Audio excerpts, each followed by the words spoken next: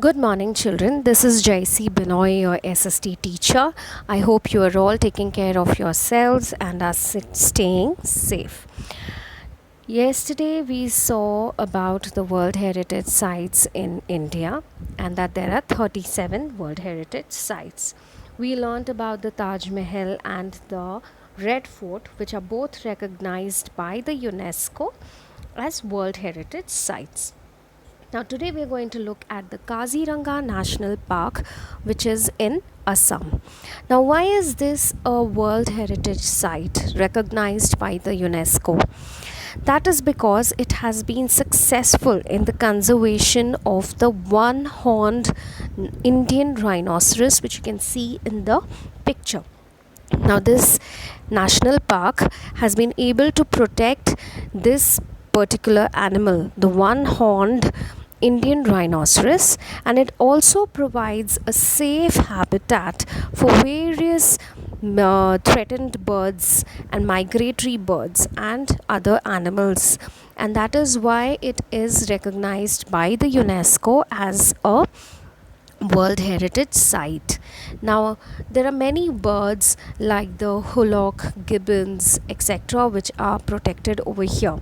The great Indian hornbill, the Indian vulture are some of the bird varieties which you can find over here in the Kaziranga National Park.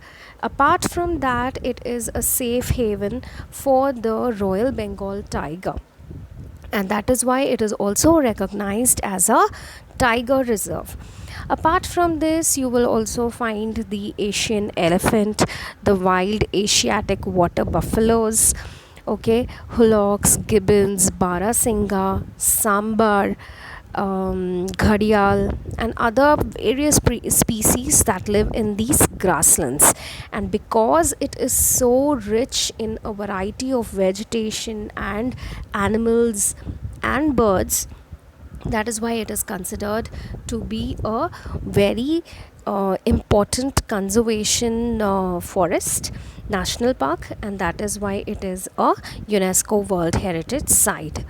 Now, on one of the sides of the Kaziranga National Park is the beautiful Karbi Anglong Hills on the south of the Kaziranga National Park, and on the north of the national park is the Brahmaputra, and all this together makes this Kaziranga National Park in Assam a very important World Heritage Site in India. Now, the next World Heritage Site that we are going to study in our book today is the Sun Temple in Konark. Now, this is in Odisha, and it is a sacred Hindu temple, and it is this beautiful it has this beautiful architecture, and because it is so ancient, it is truly marvelous. It was built by Narsimha Dev I of the East Ganga dynasty.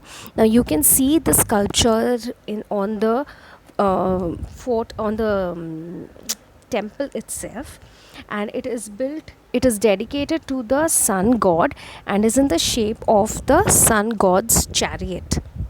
You understand what a chariot is? Chariot means the rath. So that is how it was built, and it was built in the 13th century.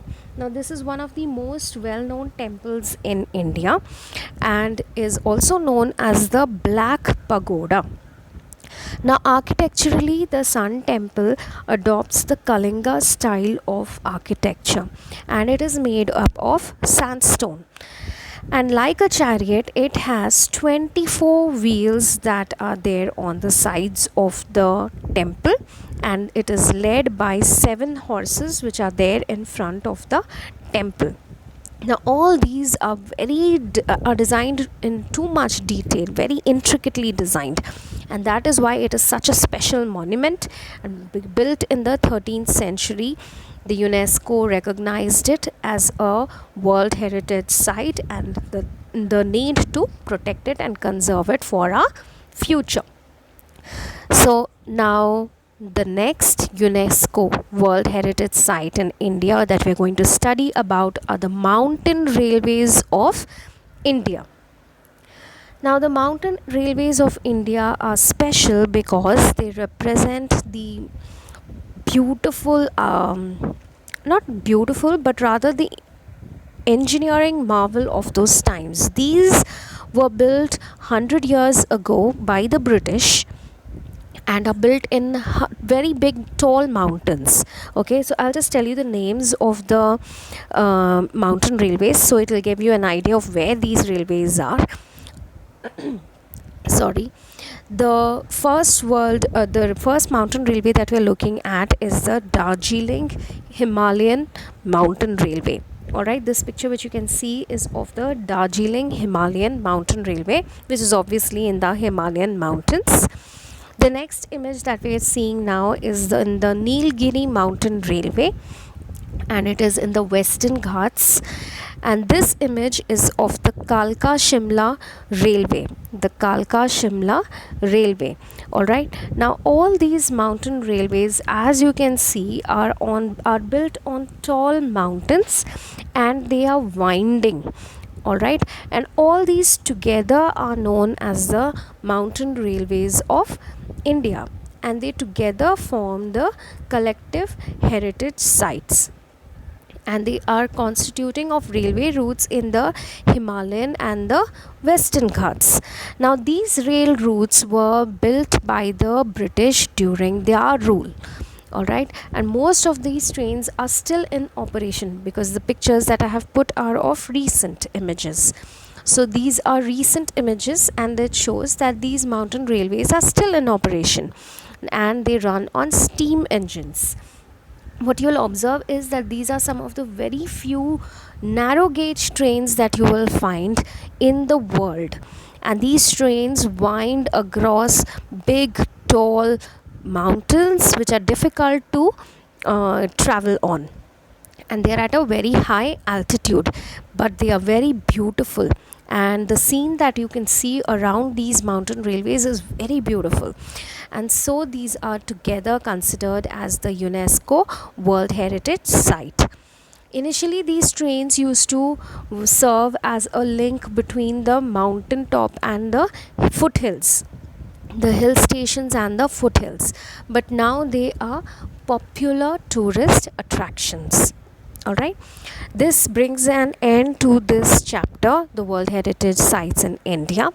In this lesson, what we studied about are that a World Heritage Site is a place of special cultural, historical, scientific or physical importance. As you can see, the physical importance you can see in Kaziranga National Park, over here in the mountain railways, so you can see, and these are the reasons why the UNESCO has recognized them as special and important to be conserved for our future.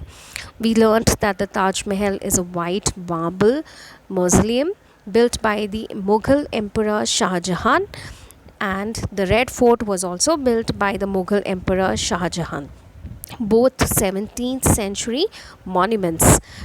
And today we learned about the Kaziranga National Park and the Sun Temple of Konark, which is in Odisha, all having their very special unique features which need to be conserved and protected for our future. That brings an end to the chapter. We will stop here. Please go through both the videos to learn about the details of these places that I have told about. And these are beautiful places, and in India you can easily, maybe one day, actually go and visit these places. So do keep that in mind. Take care, stay safe and stay healthy. We'll stop here. Thank you for watching the video. Bye.